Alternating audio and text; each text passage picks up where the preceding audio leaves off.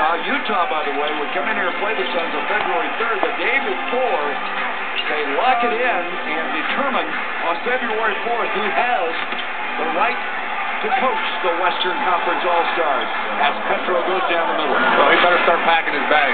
Dan Antonio will be coaching that team. 92-80. Avery Johnson, if you're wondering, cannot repeat. He coached the team last year. So if Dallas has the #1 record or the best record, that would not affect him. D'Antoni and his staff are still going. Diaw banks one off the glass. Nash getting ready to come back in. Stoudemire will come back in. 94-82. Allen going inside, and Bell got a piece of it. I tell you, they're doing a great job on Ray Allen right now. They really are. He's not shooting the ball well from the outside. You can see the game plan has changed a little bit. He's just been trying to be aggressive and get to the basket. And Roger Bell did a good job of knocking out his hands there. Well, Thomas sits down, Jones sits down, and very good job. And it comes now to Patterson at the 6:55 mark. Allen comes off the screen.